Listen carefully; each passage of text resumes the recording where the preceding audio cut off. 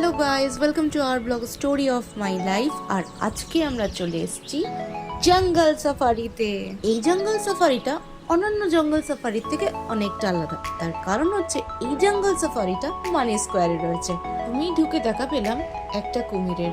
ভাগ্যিস অন্যদিকে দেখছিল, যদি আমাকে খেয়ে ফেলতো। কুমির দেখে তারপর এগোলাম বাঁদর দেখার জন্য। ও বাবা, বাঁদর কি আর সাথে সেলফি তুলবে? সে তো গাছের ডালে চড়ে বসেছিল। মাঙ্কি তো আর সেলফি তুললো না, সেই দুঃখে আমি এগিয়ে গেলাম।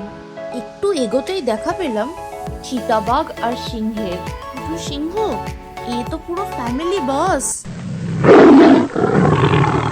সরি সিংহ ভাই, সরি, আমি বুঝতে পেরেছি তুমি ফ্যামিলি নিয়ে ডিনার করতে এসছো। Please continue. হ্যালো হ্যালো দাদা, শুনতে পাচ্ছেন? দেখ, এ তো কিছুই শুনতে পাচ্ছে না।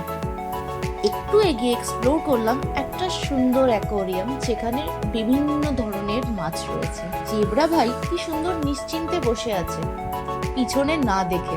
এক ঘোরাঘুরি করলাম, এবার খাওয়া দাওয়ার পাল্লা। খাওয়া দাওয়া স্টার্ট করলাম মালাই ব্রকলি দিয়ে, সাথে ছিল ফিশ ফিঙ্গার।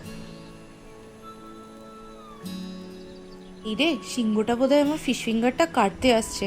না না, আমি দেব না।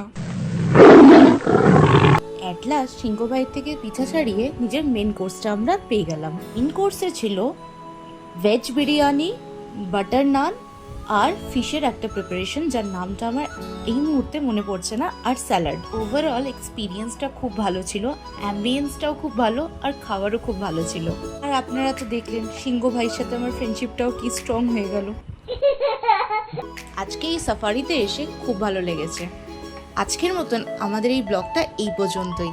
যদি আমাদের ব্লগটা ভালো লাগে তাহলে লাইক, শেয়ার আর সাবস্ক্রাইব করতে ভুলবেন না। এখনো যদি আমাদের ফ্যামিলির সাথে না জুড়ে থাকেন তাহলে সাবস্ক্রাইব বাটনটা প্রেস করে আমাদের ফ্যামিলির সাথে জুড়ে যান। টিল দেন ভালো থাকুন, নিজের খেয়াল রাখুন আর স্টোরি অফ মাই লাইফ দেখতে থাকুন।